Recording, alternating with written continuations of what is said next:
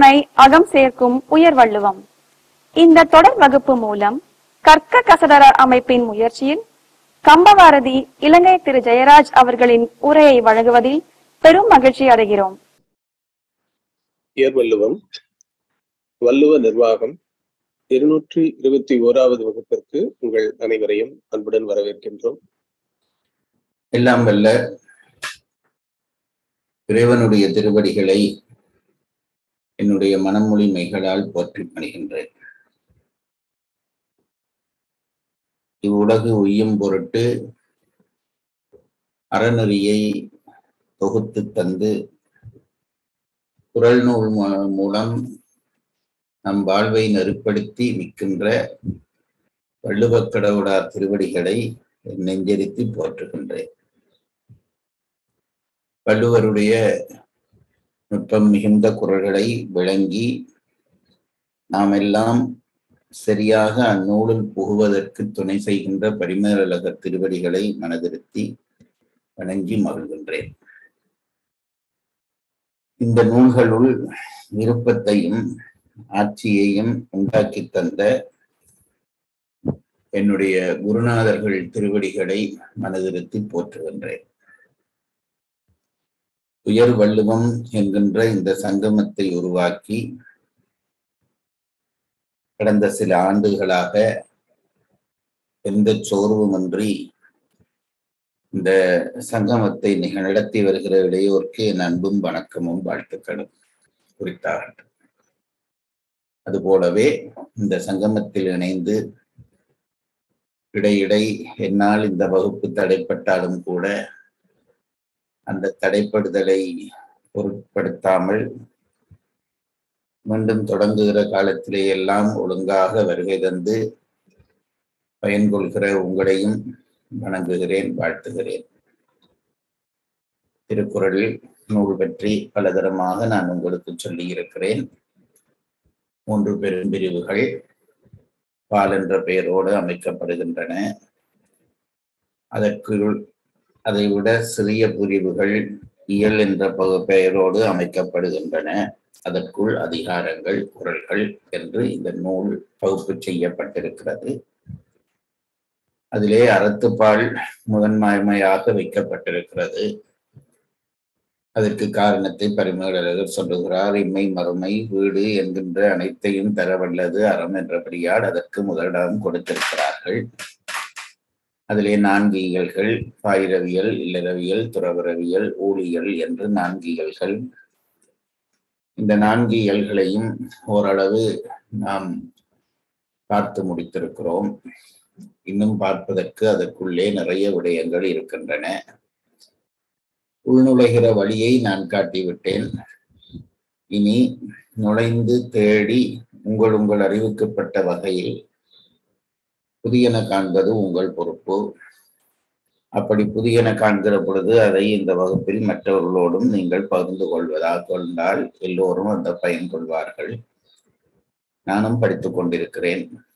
சந்தர்ப்பங்கள் வருகிற பொழுது மனதுக்கு படுகிற புதிய செய்திகளை உங்களோடு நானும் பகிர்ந்து கொள்வேன் என்பதை சொல்லிக் கொள்கிறேன். கடவுள், இயற்கை, இயற்கைக்குள் அமைந்திருக்கக்கூடிய அறத்தை விளங்கிக் கொள்ளக்கூடிய முனிவர்கள், முற்றும் பிறந்த முனிவர்கள், அவர்களால் சொல்லப்பட்ட அறத்தினுடைய வலிமை என்ற 4ஐயும் சொல்லி பாயிரவியல் அமைக்கிறார். அதற்கு பிறகு இல்லறம் தொடங்கப்படுகிறது. ஏனென்றால் இல்லறம் என்பதுதான் பயிற்சி நெறி. அதிலே இருந்துதான் துறவரம் உருவாக முடியும். இல்லறத்திலே சொல்லப்படுகிற விடயம் என்னவென்றால் அறத்தோடு சேர்ந்து அன்பை பயிலுதல்.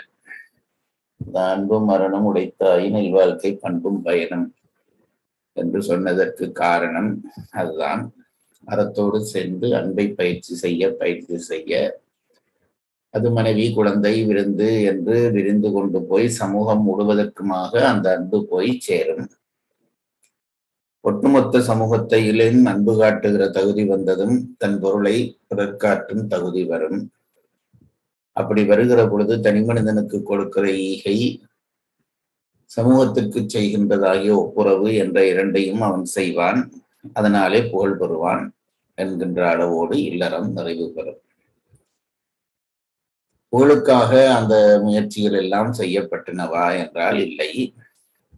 புகழ் என்பது இயல்பாக அவனுக்கு வந்து சேரும் என்பதை சொல்லி இருக்கிறாரே தவிர இந்த புகழை பெறுவதற்காக இந்த அறமும் அன்பும் எல்லாம் செயல்பட்டது என்பது அர்த்தமல்ல.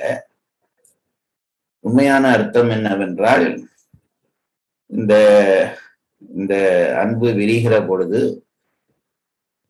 சமூகத்துக்கு தன் பொருளை கொடுக்கிற பொழுது, நான் எனது என்கின்ற அகங்கார மமகாரங்களிலே இருந்து அவன் முற்றாக விடுபடத் தொடங்குகிறான் என்பதுதான் அதனுடைய பயன்.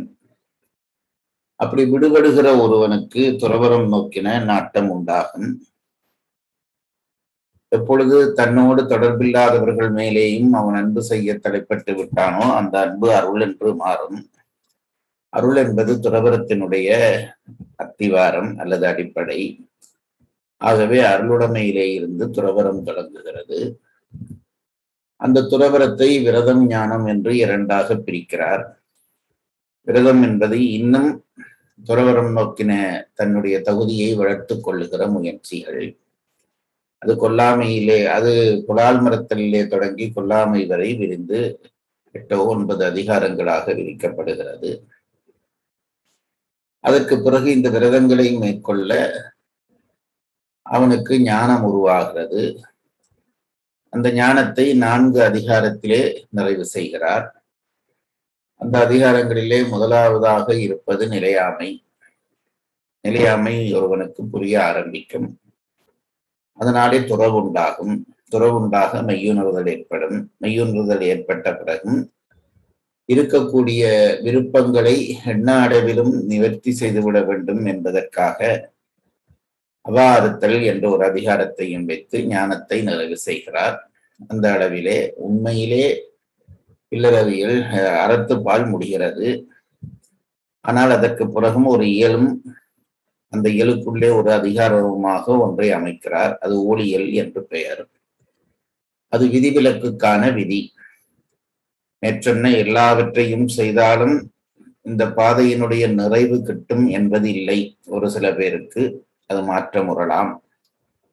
ஏன் அந்த மாற்றம் என்றால், முற்பிறவிகளிலே நாம் செய்த வினையின் காரணமாக ஒரு பிறவியிலே அறத்தின் உண்மை தெரிந்து அதன்படி நடக்கிறவன் கூட சில வேளைகளிலே துன்புறலாம், ஞானம் எய்தாமல் போகலாம். அதற்கு காரணம் ஊழ்தான் என்பதை சொல்வதற்காக ஊழ் என்ற அதிகாரத்தையும் வைத்து அறத்துப்பாலை நிறைவு செய்கிறார். அறத்துப்பாலிலே மொத்தமாக 4 இயல்கள். அதற்கு பிறகு பொருட்பாலுக்குள்ளே நுழைகிறோம். நாங்களும் நுழைய தொடங்கிவிட்டோம். அது 3 இயல்களாக பிரிக்கப்படுகிறது. அரசியல், அங்கவியல், ஒளிவியல் என்று 3 இயல்கள். அதிலே அரசியல் என்பது நிர்வாகத்தை நடத்துகிற தலைவனுடைய தகுதிகள், அவன் நிர்வாகத்தை நடத்த வேண்டிய முறைமை என்பவற்றை சொல்வதாக அந்த பகுதி அமைகிறது. அரசியல் என்பது எப்பொழுதுமே ஒரு நிர்வாகம் என்று வருகிற பொழுது பொருட்பாலிலே நீங்கள் கவனித்துக் கொள்ள வேண்டிய முக்கியமான விடயம், பொருட்பால் என்பது பொருளினுடைய சிறப்புகளை சொல்வதான ஒரு இயல் அல்ல. அறத்துப்பாலிலே அறத்தினுடைய சிறப்புகள் சொல்லப்படுகின்றன. பொருட்பாலிலே பொருளினுடைய சிறப்பு சொல்லப்படுவது நோக்கம் அல்ல. பொருளை எப்படி ஈட்டிக்கொள்வது, பொருள் ஈட்டுவதற்கு நிர்வாகம் கட்டாயமான ஒன்று. நிர்வாகம் இல்லாவிட்டால் பொருள் ஈட்ட முடியாது. அது தனி மனித வாழ்வென்றாலும் பொது வாழ்வென்றாலும் நிர்வாகம் என்ற ஒன்று அமைந்தால்தான் பொருள் ஈட்ட முடியும்.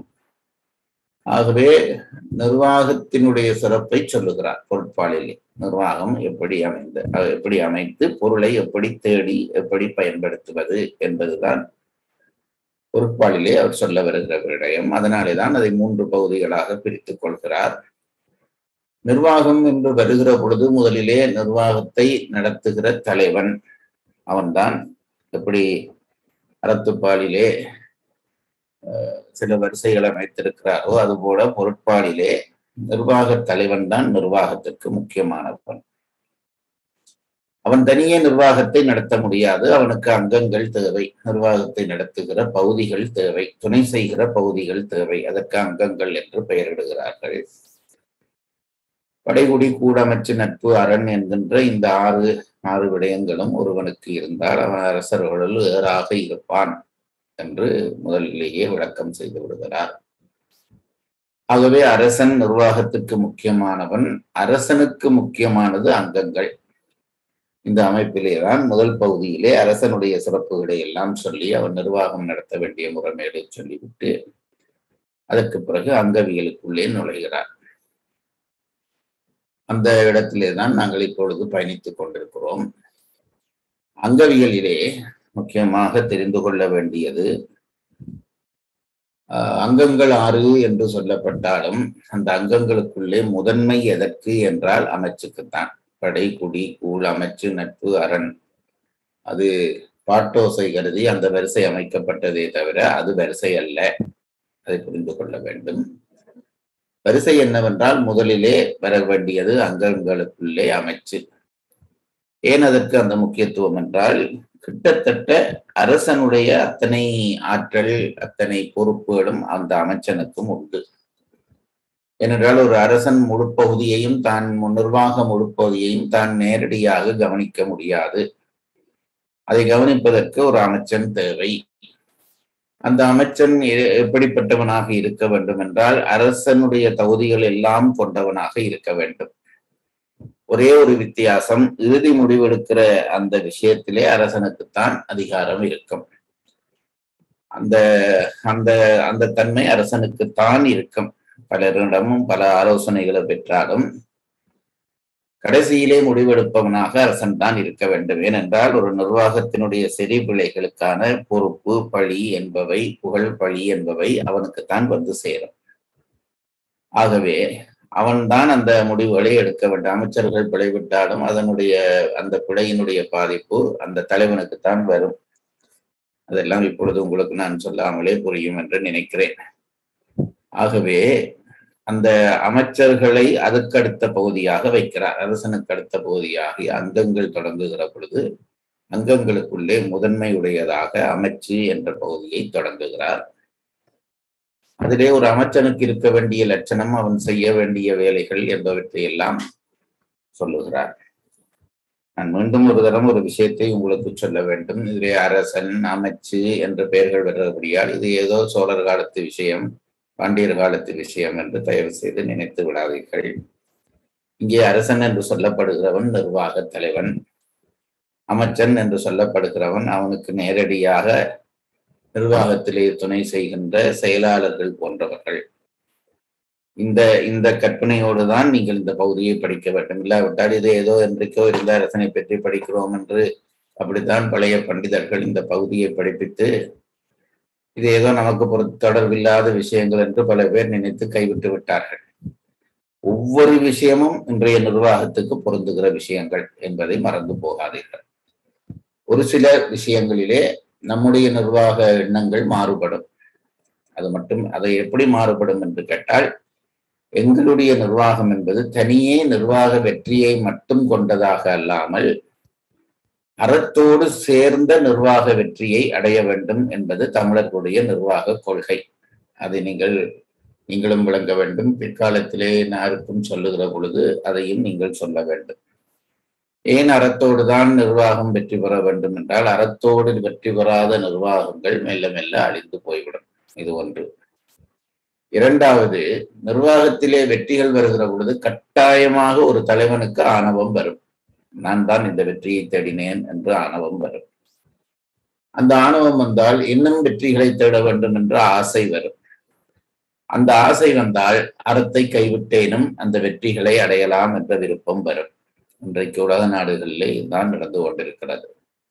வெற்றிக்கு மேலே வெற்றி பெற வேண்டும் என்பதற்காக அறத்தை ஒரு மூலையிலே தூக்கி வைத்துவிட்டு அநியாயத்துக்கு பல பேரையும் அழித்து வெற்றி காண நினைக்கிறார்கள். அவர்களுக்கு அறம் பற்றிய உண்மை தெரியாது. அறம் என்ற ஒன்றே தெரியுமா? தெரியவில்லை. நம்மை பொறுத்தளவிலே, தமிழர்களை பொறுத்தளவிலே அறம் பற்றிய சிந்தனை என்பது மிக ஆழமானது. எப்படி இறைவனை நம்புகிறோமோ அப்படி நாம் அறத்தை நம்புகிறோம். அறம் என்கின்ற ஒரு சக்தி இருக்கிறது. அந்த சக்தியை இறைவன் தான் வெளிப்படுத்துகிறான் என்பது நம்முடைய இந்து மதத்தவர்களுடைய கொள்கை. அதனால்தான் இறைவன் நந்தி வாகனத்தில் வருகிறான் என்று நம்முடைய சமயம் சொல்கிறது. நந்தி வாகனம் என்பது அறத்தினுடைய ஒரு அடையாள கூறு என்பது நம்முடைய சமயம் சொல்லுகிற செய்தி. அது அறவிடை என்றுதான் அந்த விடையை சொல்வார்கள். அதுபோல நான் முன்பும் பலதரம் சொல்லி இருக்கிறேன், கோயில்களிலே நந்தியினுடைய பார்வையிலே தான் சிவன் இருப்பார். கைலாயத்திலே நந்தி தேவர் தான் சிவனை காண்பதற்கான அனுமதி வழங்குவார். இந்த செய்திகள் எல்லாம் என்ன சொல்கிறது என்றால், அறம் என்கின்ற ஒன்று இறைவனால் இயக்கப்படுகிற ஒன்றாக இருக்கிறது. இறைவனுடைய ஆற்றலுடைய ஒரு கூறாக இருக்கிறது. எப்படி சக்தி இறைவனுடைய ஆற்றலினுடைய ஒரு கூறோ, அதுபோல நந்தி என்று சொல்லப்படுகிற அறமும் இறைவனுடைய ஆற்றலினுடைய ஒரு கூறு. இதை நன்றாக புரிந்து கொள்ள வேண்டும். அதனால்தான் இளையான்குடி மாறனாரிடம் பிச்சை கேட்க வருகிற பொழுது சிவபெருமான் ஏழை அந்தனராக வடிவம் கொண்டு வருகிறார். அப்படி வருகிற பொழுது சக்தியையும் அறத்தையும் தனக்கு உள் வைத்து தாங்கிக் கொண்டு வந்தார் என்று சேக்கிழார் பாடுவதாக சொல்வார்கள். அதாவது தன்னுடைய பகுதிகளாக இருக்கக்கூடிய அந்த அறமும் சக்தியும் வெளித்தெரியாமல் தனக்குள்ளே வைத்துக் கொண்டு ஒரு பசியோடு இருக்கிற கிழவன் வடிவாக வந்தார் என்று சொல்கிற பொழுது நமக்கு ஒன்று புரிகிறது. எப்படி சக்தி இறைவனுடைய கூறோ அப்படி அறமும் இறைவனுடைய கூறு. இந்த விடயத்தை நான் இவ்வளவு ஆழமாக சொல்வதற்கு காரணம், இறைவனுடைய சக்தியோடு மோதினால் எப்படி நாம் அழிந்து போவோமோ அதுபோல அறத்தோடு மோதினாலும் நாம் அழிந்து போவோம் என்பது தமிழர்களுடைய சிந்தனை. ஆகவே வெற்றி முக்கியம்தான், பொருட்பாலிலே வெற்றி முக்கியம்தான். ஆனால் அந்த வெற்றியை அடைவதற்காக அறமுறைகளை செய்தால் உலகியல் வெற்றிகளை அவன் பெற்றுக்கொள்ள முடியும் சில வேளை, அதுவே கடினம், பெற்றுக்கொள்ள முடியும் சில வேளை. ஆனால் அது இறைவனோடு நடத்துகிற போராக இருக்கிறபடியால் நிச்சயமாக அவன் தோற்கடிக்கப்படுவான். அந்த வெற்றியே அவனை வீழச் செய்துவிடும் என்றபடியால் தான் தமிழர்களுடைய பொருட்பால் சிந்தனை என்பது அறத்தோடு கூடிய வெற்றி. இதுதான் தமிழர்களுக்கான அந்த தனியே ஒரு குணம் என்பது இதுதான், அறத்தோடு கூடிய வெற்றி.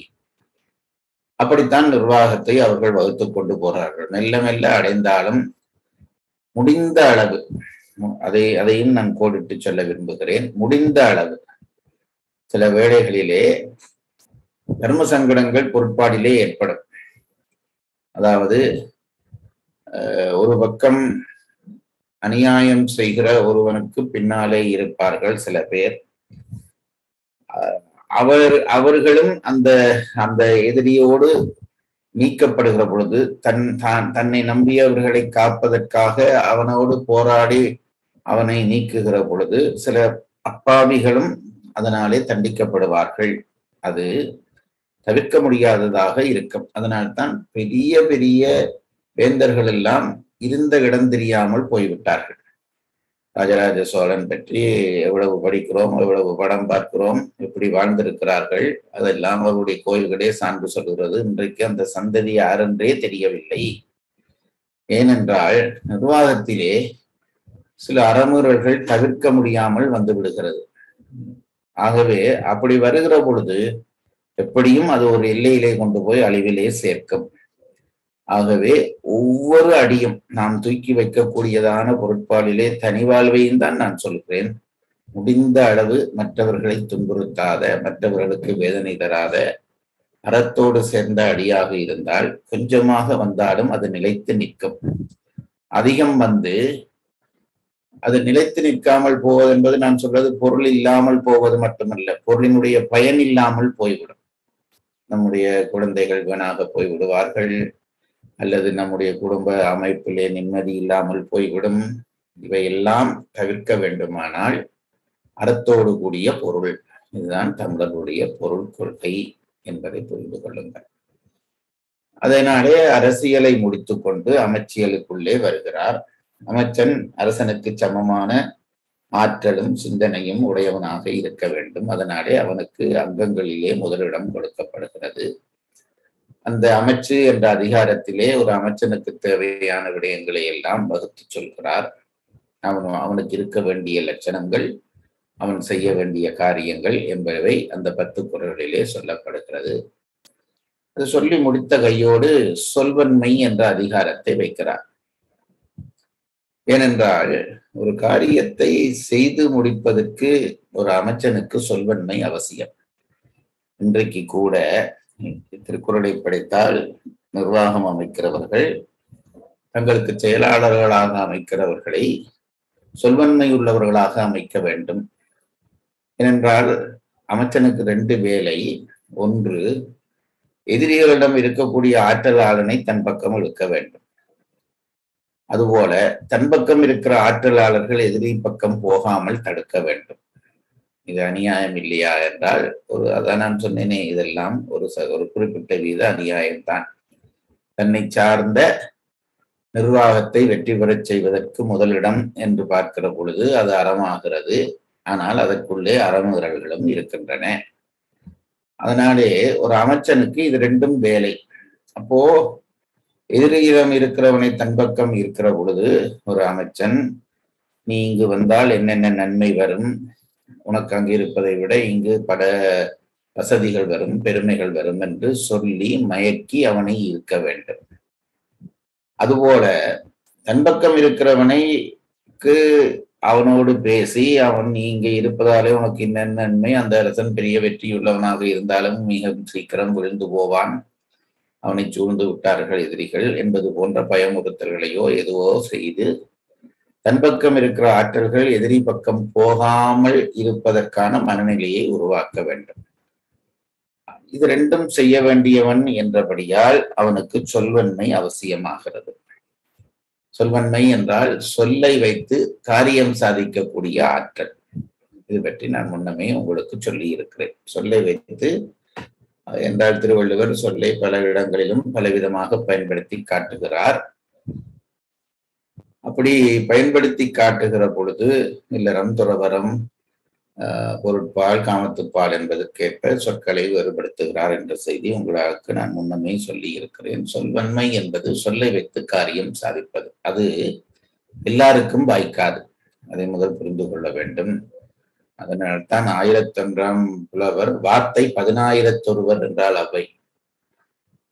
பேசுகிற ஆற்றல், ஒரு காரியத்தை சாதித்து பேசக்கூடிய ஆற்றல் என்பது எல்லாருக்கும் வாய்க்காது. ஆகவே அப்படி அது இயல்பாக வாய்த்தாது பயிற்சி கொடுத்து எடுக்கலாம் என்று வெள்ளைக்காரர்கள் நினைக்கிறார்கள். அதெல்லாம் ஓரளவுக்குத்தான். பயிற்சி கொடுத்து ஆக்க முடியாது என்பதில்லை, இல்லை ஆக்கலாம். ஒரு 40% புள்ளி அவ்வளவுதான் வரும். 100% வர வேண்டுமானால் 60% அவன் பிறவியிலே கொண்டு வந்திருக்க வேண்டும். அது எல்லா ஆற்றலுக்குமே பொதுவானது. அப்படிப்பட்ட ஆற்றல் உள்ளவர்களை செயலாளராக ஆக்க வேண்டும். ஆகவே அமைச்சை சொல்லி அதுக்கு பிறகு அடுத்ததாக சொல்வன்மை வைத்தார். இனி வெறுமனே பேசிக் கொண்டிருப்பதல்ல சொல்வன்மை. சொல்லை கொண்டு காரியம் செய்ய வேண்டும்.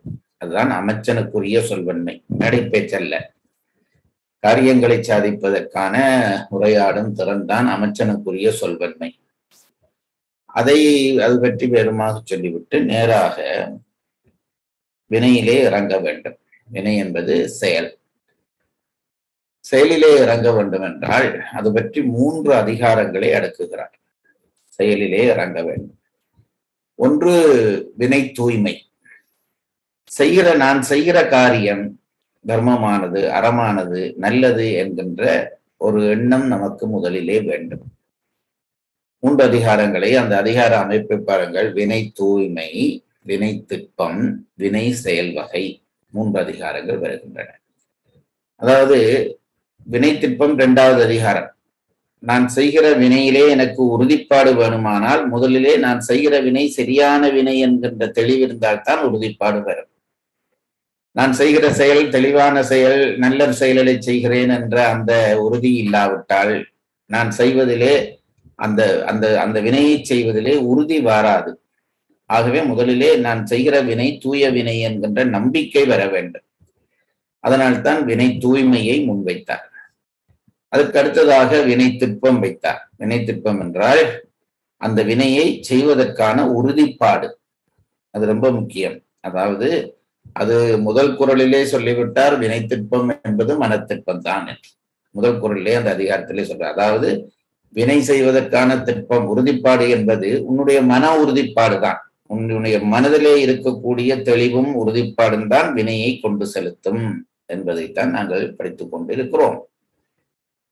இது 2ம் வந்த பிறகுதான் எப்படி வினையை செய்வது என்று தமிழர்கள் சிந்தனையிலே திருவள்ளுவரும் பரிமளரும் நம்மை வரிசைப்படுத்தி காட்டுகிறார்கள். முதலிலே வினை தூய்மை, அதற்கு பிறகு வினை திட்பம். தூய்மை இருந்தால் திட்பம் வரும். திட்பம் வந்த பிறகு வினையை எப்படி செய்வது என்பதற்கு வினை செயல் வகை என்று 3 அதிகாரங்கள் அமைக்கப்படுகின்றன.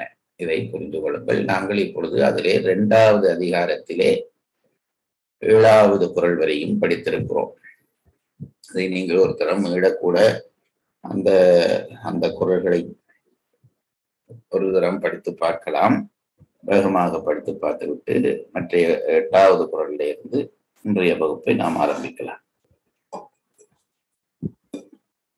அதிகார எண் 67, அதிகார தலைப்பு வினைத்திட்பம். குறள் எண் 661. வினைத்திட்பம் என்பது ஒருவன் மனத்திட்பம், மற்றைய எல்லாம் பிற. பாருங்கள், இது ஒன்றே போதும். திருவள்ளுவர் கடவுளாரன் சொல்வதிலே பொய்யில்லை என்பதற்கு அவருடைய ஒவ்வொரு குறளும் நிரூபணம் செய்கிறது. வினைத்திட்பம் என்பது மனத்திட்பம். அப்போ மற்றதெல்லாம் என்ன என்று கேட்டால், படைப்பலம் என்ற பலங்கள் எல்லாம் ஒரு வினை செய்வதற்கு இருக்கிறது. அதெல்லாம் இது இது இருந்தால்தான் அது பயன் செய்யும். என்னதான் கூரான கத்தியை கையில் வைத்திருக்கின்றாலும் நான் போரிலே வெல்வேன் என்று நினைத்தவன் தான் கத்தியை பயன்படுத்துவான். கத்தியினுடைய கூர்மையிலே இல்லை அவனுடைய வெற்றி, அவனுடைய மனத்தின்மையிலே தான் வெற்றி இருக்கிறது. அதனால்தான் அந்த முதல் குறளிலே அதை சொன்னார். குறள் எண் 662. ஊரொரால் உற்ற பின் ஒல்காமை இவ்விரண்டின் 6 என்பர் ஆய்ந்தவர் கோள். அதாவது குற்றம் வராத வினைகளை செய்ய வேண்டும். அது முதல் நிபந்தனை. குற்றம் வராத நிபந்த வேலைகளை செய்ய தொடங்க வேண்டும். அப்படி தொடங்கியும் சில நேரத்திலே இடையூறு வந்து விட்டால் அந்த இடையூறுக்கு அசையாமல் நின்று பிடிக்க வேண்டும். இது 2வது நிபந்தனை. இது எந்த காலத்திலே இந்த குறள்கள் தேவையில்லாத குறள்களாக இருக்க போகிறது? அன்று, இன்று, நாளையும் இதுதான் நிர்வாகம். அதாவது ஒரு காரியத்தை சரியான முறையிலே செய்வதற்கு ஆயத்தம் செய்வது, அதிலேயும் பிழை வந்து விட்டால் அதற்கு அதர்ந்து போகாமல் நின்று பிடித்து அதை தாண்டுவது. இது அடுத்த அது குறள். குறள் எண் 663. கடை கொட்க செய்தக்கது ஆண்மை, இடை கொட்கின் எற்றா விழுமம் தரும். இதிலே மது நுட்பம் வருகிறது. அதாவது ஒரு காரியத்தை செய்ய போகிறேன் என்று நீ முடிவு செய்து விட்டால் அந்த செய்த முடிவு அந்த செயலை செய்த பிறகுதான் வெளிப்பட வேண்டும். நன்றாக அதை நினைத்துக் கொள்ளுங்கள். சில பேர் ஒரு திட்டத்தை போட்ட உடனேயே பரபரப்பாக அறிவிப்பார்கள், நான் இப்படி ஒரு திட்டம் போட்டிருக்கிறேன், வெற்றி பெற்று விடுவேன். அப்படி சொல்லாதே என்கிறார். ஒரு திட்டத்தை நீ போட்டு விட்டால் அந்த திட்டம் எப்பொழுது வெளியிலே வர வேண்டும், அந்த திட்டத்தை செய்து முடித்த பிறகு அதை வெளிவரவிடு. இடையிலே இதை சொன்னால் என்ன என்று கேட்டால், எதிரிகள் இதை பற்றி அறிந்து உள்நுழைந்து உன்னுடைய முயற்சியை கெடுத்து விடுவார்கள். ஆகவே நிர்வாகத்திலே இது திருவள்ளுவர் தருகிற 3வது அட்வைஸ். குறள் எண் 664. சொல்லுதல் யார்க்கும் எளிய, அறியவாம் சொல்லிய வண்ணம் செயல். அதுக்கு பிறகு அது ஒரு பக்கம். அதாவது ஒரு திட்டத்தை அழகாக போட்டுவிட்டு அழகாக சொல்லலாம், அதிலே அது பல பேருக்கு சாத்தியமாகும். ஆனால் சொன்னதன்படி செய்து முடிப்பது என்பது லேசான வேலை இல்லை. அதற்கு திட்பம் வேண்டும் என்கிறார். குறள் எண் 665.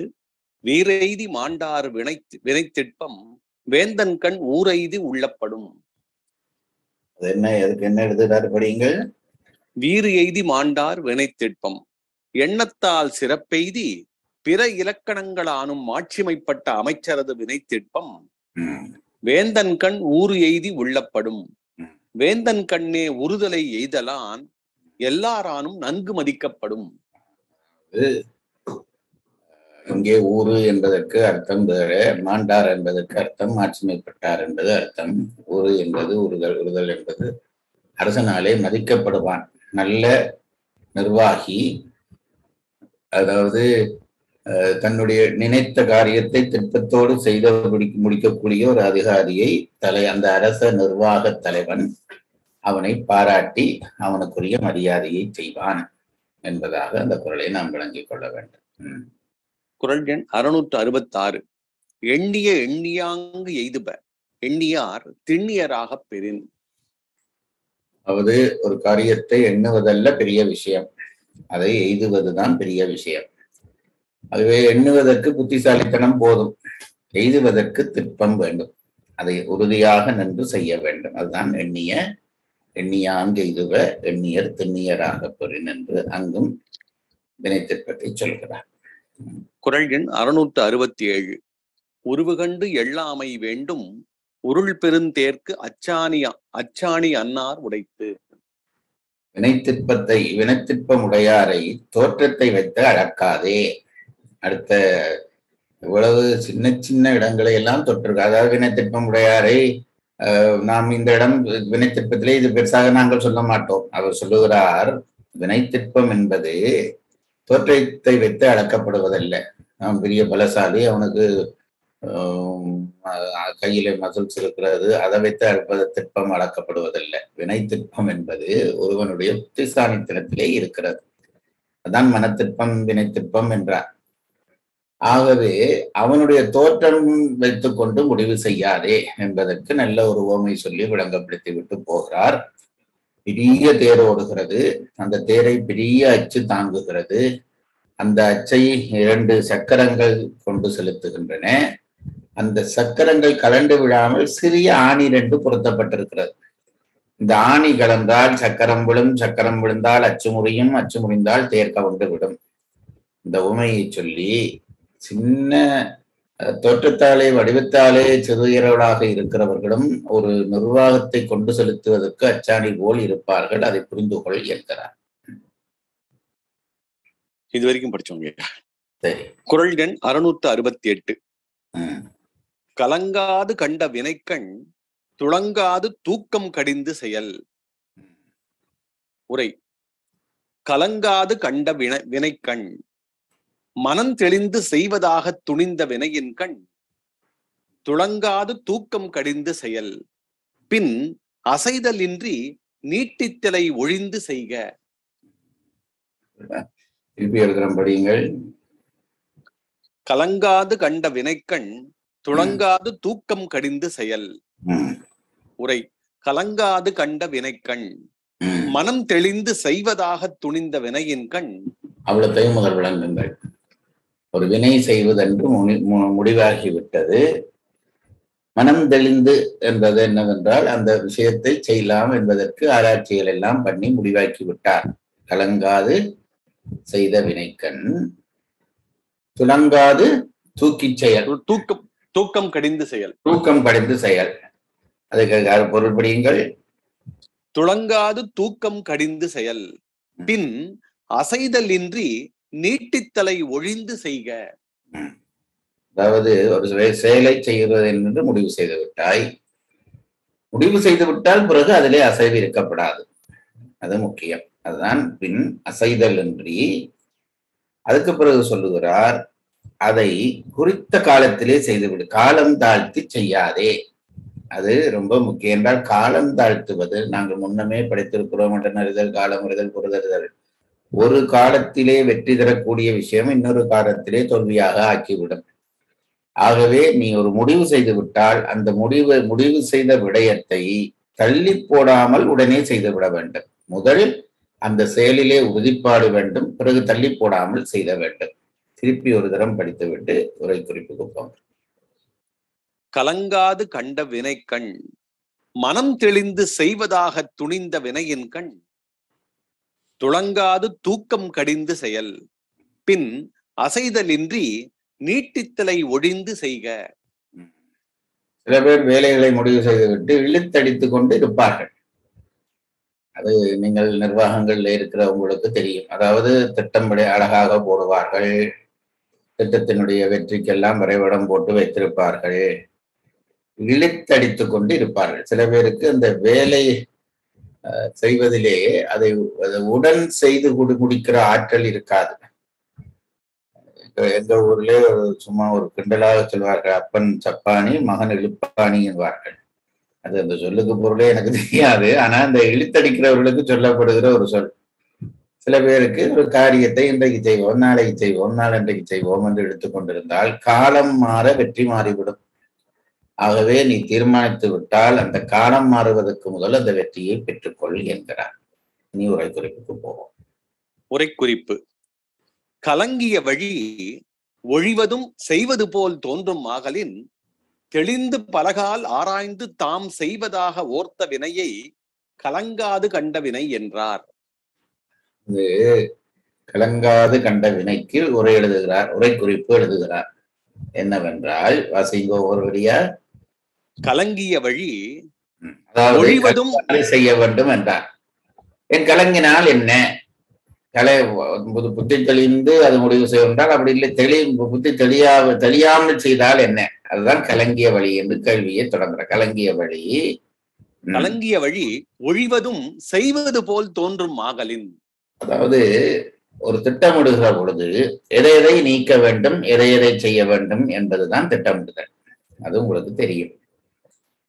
அதற்கு மனம் தெளிவாக இருந்து புத்தியும் தெளிவாக இருந்தால்தான் இன்னென்னவற்றை நீக்குவது, இன்னென்னவற்றை செய்ய வேண்டும் என்று ஒரு வினை செய்கிற பொழுது முடிவு செய்யலாம்.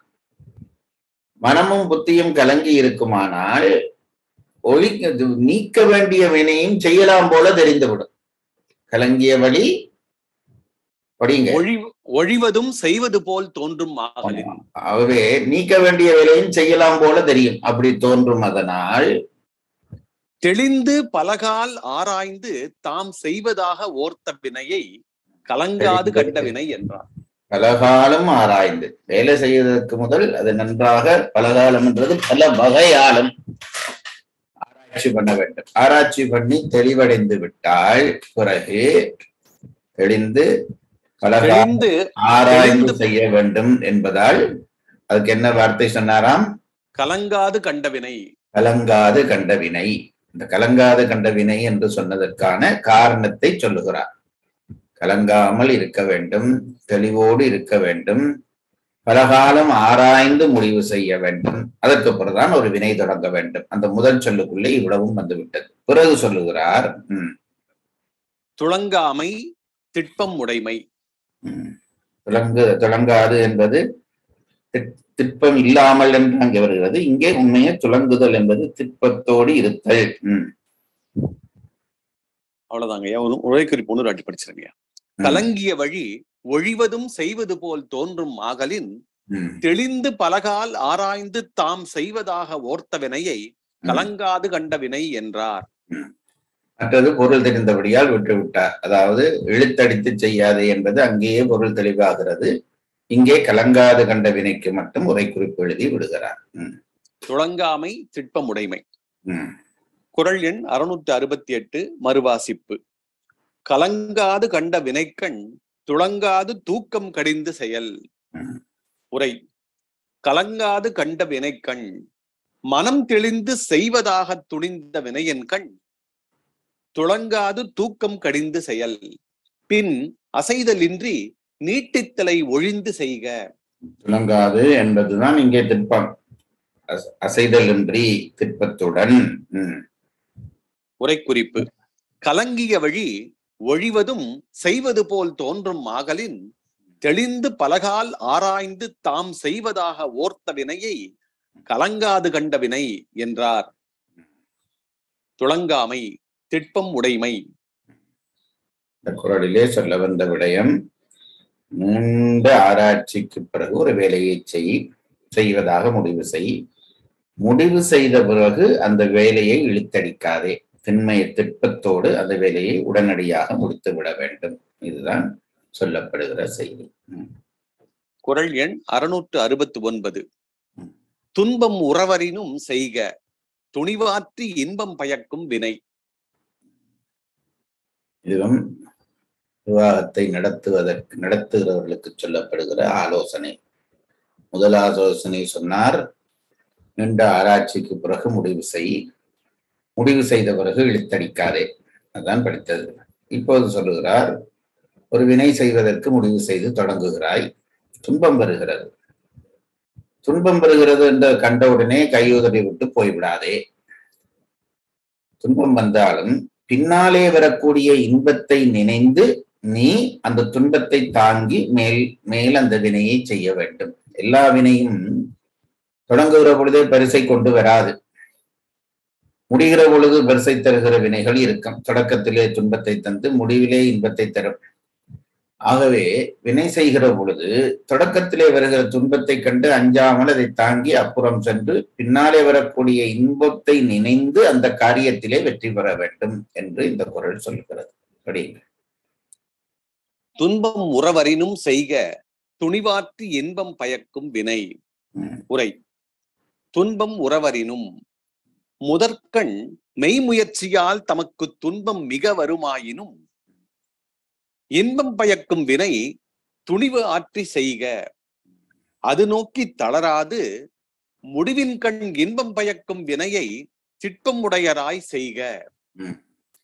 பின்னாலே அது இன்பத்தை தரும் என்ற நம்பிக்கை மனத்திற்பத்தோடு அந்த காரியத்தை நீ செய்ய வேண்டும். தொடக்கத்திலே துன்பம் தந்தாலும் அதை பற்றி கவலைப்படாதே என்கிறார்.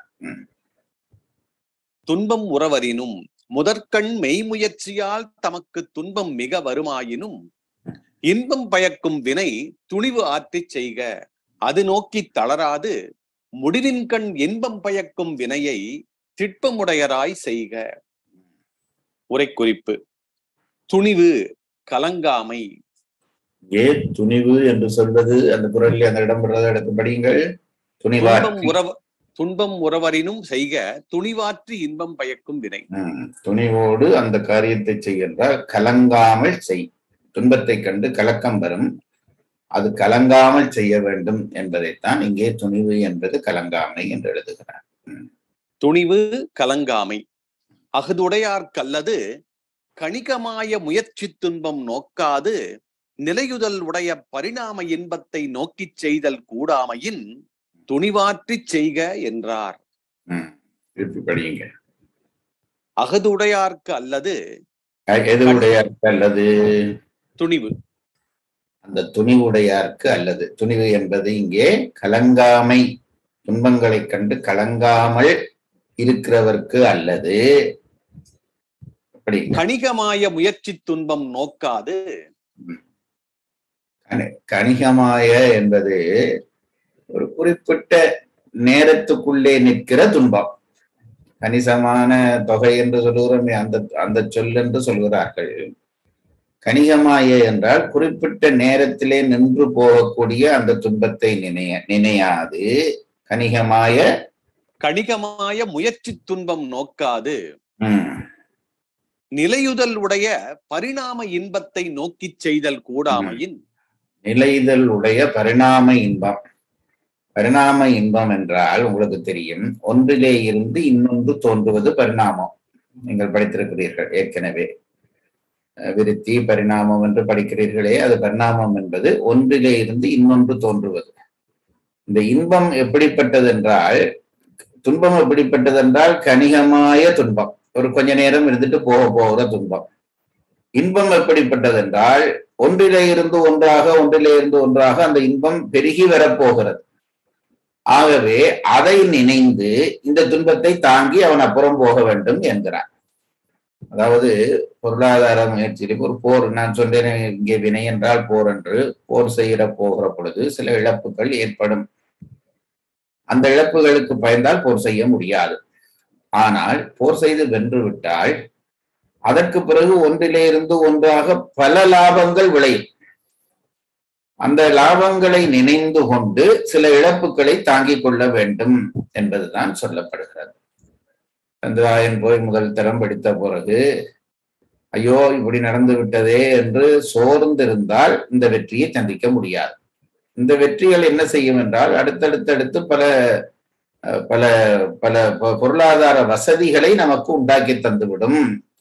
இது சும்மா உதாரணத்துக்கு ஒன்று சொல்கிறேன். பொதுவான எங்களுடைய தனி முயற்சியிலேயே ஒரு சின்ன துன்பத்தை கண்டு சோர்ந்து விட்டோமானால் பிறகு வரக்கூடியதாகிய இன்பங்களை இழந்து போவோம். அதை மறந்து போகக்கூடாது என்கிறார். துணிவு கலங்காமை.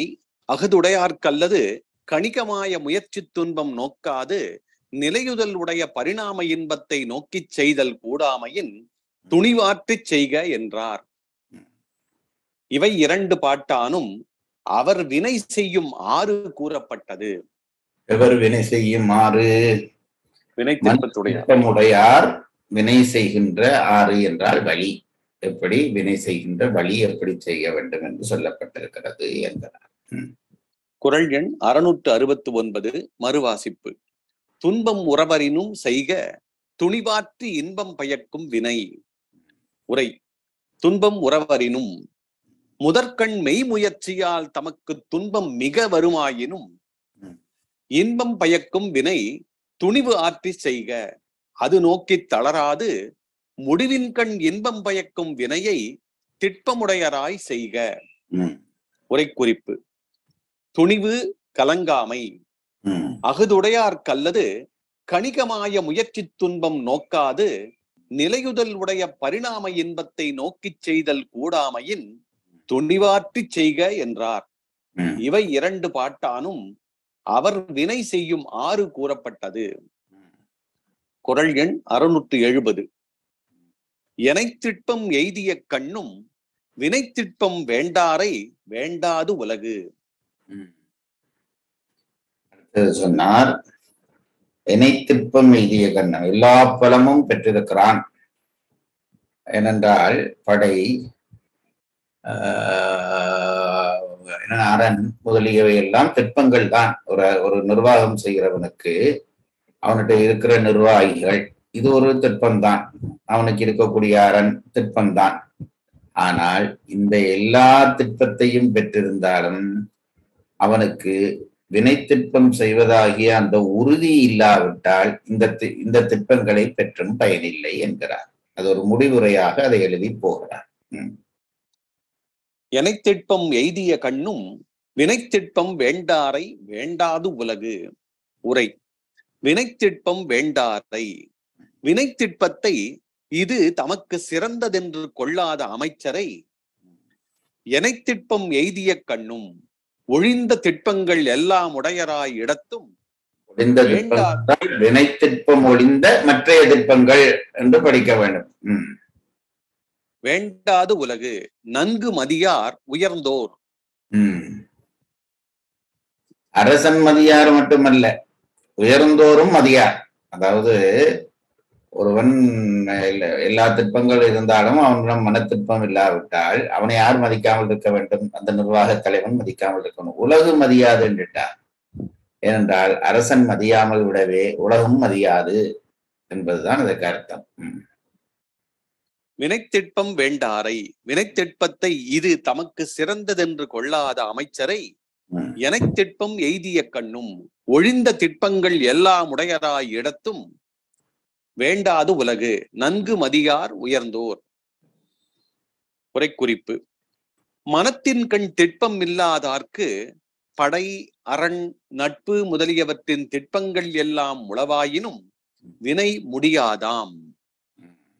அதாவது மனதிலே திட்பம் இல்லாதவனுக்கு நல்ல படை இருக்கிறது, நல்ல நட்பு இருக்கிறது. நட்பும் ஒரு பலம், அரண் ஒரு பலம். இந்த பலங்கள் எல்லாம் இருந்தாலும் மனத்திற்பம் இல்லாதவனாலே, அந்த வினைத்திற்பமும் வினையிலே உறுதிப்பாடு இல்லாதவனாலே இந்த விஷயங்கள் எல்லாம் இருந்தாலும் வெற்றி அவனுக்கு சபராது. ஆகவே அவையெல்லாம் கெடும் என்பது பற்றி உலகு வேண்டாது என்றார். இதெல்லாம் இருக்கிறது, மனத்திற்பம் இல்லை. இந்த வினைத்திற்பமும் மனத்திற்பமும் இல்லாமல் போனால் இந்த இருக்கிறதிலும் கெட்டு போய்விடும். படையழிந்து போய்விடும், அரணழிந்து போய்விடும், நட்பழிந்து போய்விடும். அதனாலே உலகு இவனை வேண்டாமல் ஒழித்து விடும் என்கிறார். இதனால் வினைத்திற்பம் இல்லாதாரது இழிவு கூறப்பட்டது. வினைத்திற்பம் ஒரு எடுத்துக்கொண்ட காரியத்திலே உறுதிப்பாடு இல்லாதவனுடைய இழிவு கூறப்பட்டது. குறள் எண் 670 மறுவாசிப்பு. எனைத்திற்பம் எய்திய கண்ணும் வினைத்திற்பம் வேண்டாரை வேண்டாது உலகு. உரை: வினைத்திற்பம் வேண்டாரை, வினைத்திற்பத்தை இது தமக்கு சிறந்ததென்று கொள்ளாத அமைச்சரை எனைத்திற்பம் எய்திய கண்ணும் ஒழிந்த திட்பங்கள் எல்லாம் உடையராய் இடத்தும் வேண்டாது உலகு நன்கு மதியார் உயர்ந்தோர். உரைக்குறிப்பு: மனத்தின் கண் திட்பமில்லாதார்க்கு படை, அரண், நட்பு முதலியவற்றின் திட்பங்கள் எல்லாம் உளவாயினும் வினை முடியாதாம். ஆகவே அவையெல்லாம் கெடும் என்பது பற்றி உலகு வேண்டாது என்றார்.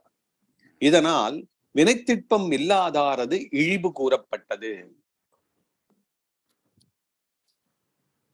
திருக்குறளை போன்ற ஒரு நூல் கிடைத்தது என்பது தமிழ் செய்த தவம். தமிழ் போன்ற ஒரு தாய்மொழி கிடைத்தது என்பது நாம் செய்த தவம். அதை மறந்து போகாதீர்கள்.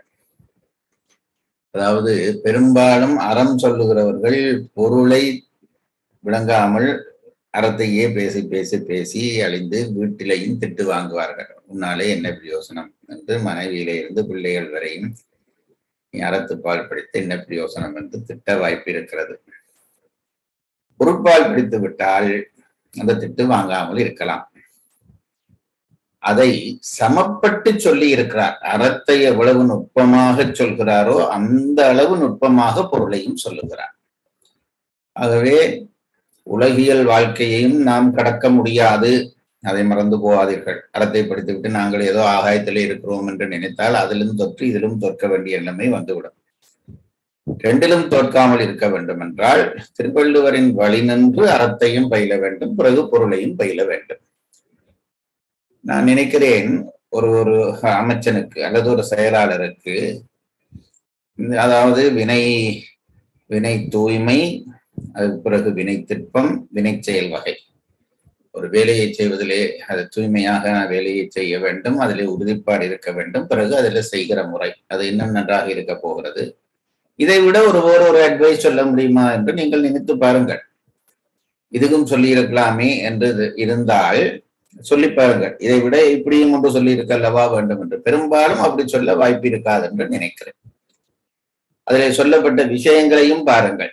இதை விட ஒரு செயலாளருக்கு ஏதாவது அட்வைஸ் சொல்ல முடியுமா? 3 விஷயங்களுக்குள்ளே மொத்த வேலைப்பாட்டையும் அமைத்து காட்டுகிற திருக்குறள் போன்ற ஒரு நூல் கிடைத்தது என்பது எங்களுக்கு பெரிய தவம். ஆகவே நான் அறத்துப்பாலை படித்து பொருட்பாலிலே தோற்றேன் என்று சொன்னால் நீங்கள் சரியாக படிக்கவில்லை என்று அர்த்தம். அறத்திலும் வெற்றி பெற வேண்டும், அந்த அறத்தை அடிப்படையாக கொண்டு பொருளிலும் வெற்றி பெற வேண்டும். அப்போதுதான் உலகத்திலே மதிக்கப்படுகிறவர்களாக இருப்பீர்கள் என்பதை சொல்லி இன்றைய வகுப்பை நிறைவு செய்கிறேன். குறள் சொல்லும் நெறியை வாழ்வியலோடு இணைத்து நம்மையும் நம்மோடு சேர்ந்த சமூகத்தையும் உயர்த்துவோம். தொடர் வகுப்பின் பயன் அனைவருக்கும் சேரும் இந்த நோக்கத்தில் பங்கு கொண்டதற்கு நன்றி. உயர் வள்ளுவத்தின் மற்ற குறள் விளக்கங்களை கேட்க www.karka.in வலைதளம் மற்றும் யூடியூபில் உயர் வள்ளுவம் என்ற முகவரியின் ஊடாகவும் கேட்கலாம். நன்றி, வணக்கம்.